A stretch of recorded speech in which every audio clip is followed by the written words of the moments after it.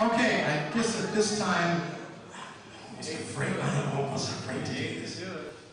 But I've been asked to turn the microphone over to an astute colleague of mine and a lifelong friend, a proud member of this community, a brother to us all. Why are they booing already? I haven't even introduced you. Ladies and gentlemen, Mr. David Warren.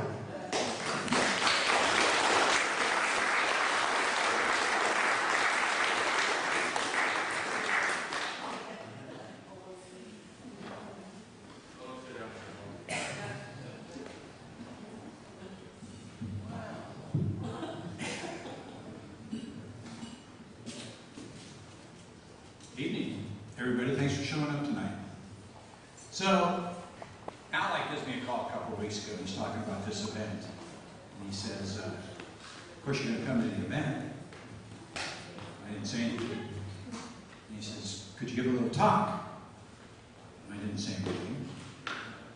And then we kind of chatted, and I said, well, what would you want me to do? He said, well, I would hope you would do the ask about raising some finances for this campaign. It's going to cost us some money. I said, dude, I wasn't even sure I was going to support you at that point in time. I needed a day or two to think about that. And I thought, yeah, I'll do it. And then I've been thinking since then, geez, how do you do the ask? I should have called Tim because Tim would know this answer right away. How do you do the ask in a really tight economy like this? Layoffs everywhere you look. Downsizing everywhere you look. Campaigns are expensive. How do you do the ask? How do you get them to free up a little bit of cash? I thought, man, that's kind of a tough thing. Then it occurred to me, the best way to do this with all is kind of the quid pro quo system. I know you all know how that works, but let me give you some examples. Al wants you to write him a check and give him some money to help in his campaign. So when he's in your neighborhood, and he's knocking on your door, and he's asking for your support, shoot, have him cut the lawn.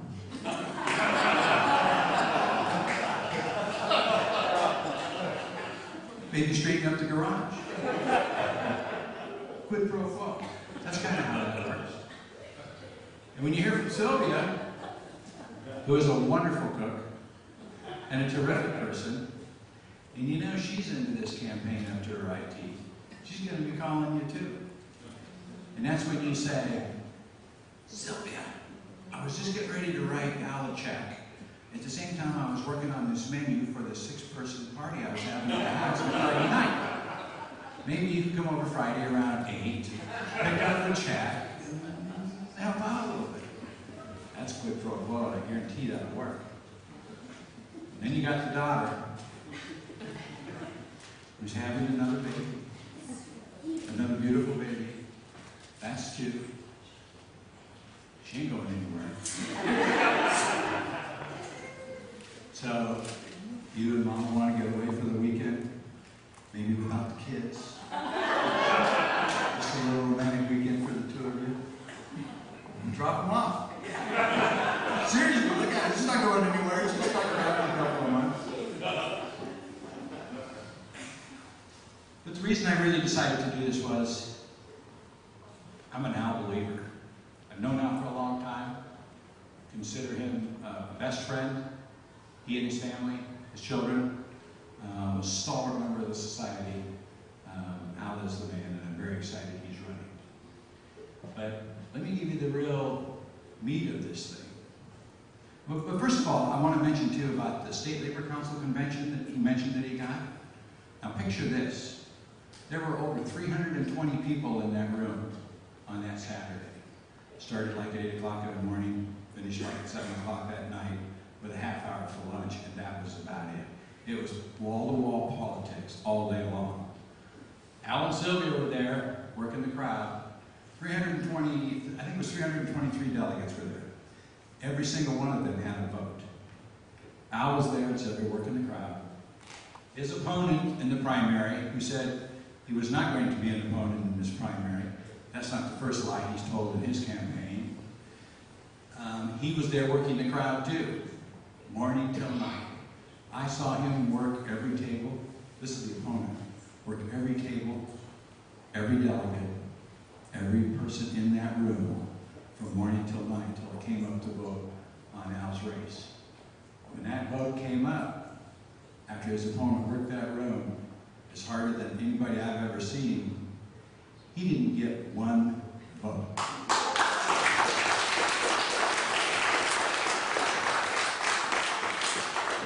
323 to 0. What an astounding victory. But that also, which is a statewide organization of several 100,000 labor members that I know are going to help be involved in Al's campaign too, that they believed in Al's message the same way as I believe in Al's message, the same way that you all believe in Al's message, because that's why we're here tonight. It's about integrity, it's about ability to understand the issues and get the job done. Al Jensen can do that. But here's the problem. It is going to take money. And everybody's going to have to pony up.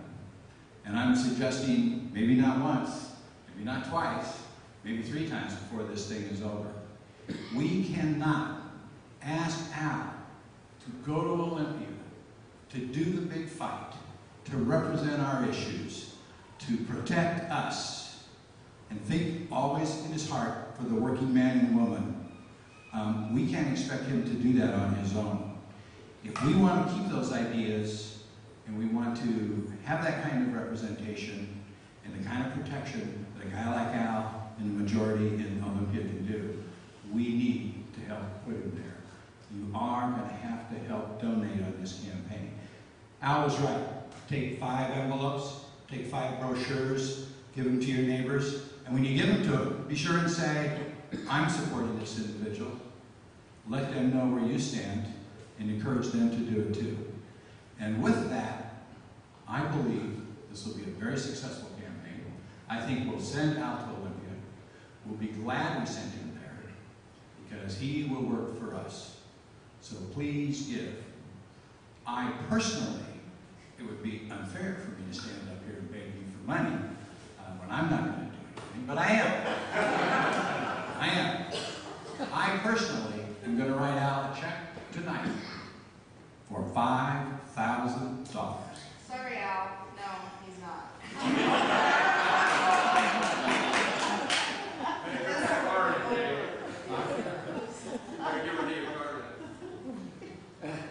Sorry, I got my water. Okay, well, something anyways. I'll give you something. Please, everybody, don't leave here tonight without giving Al a check, your phone number, and plan on giving another time.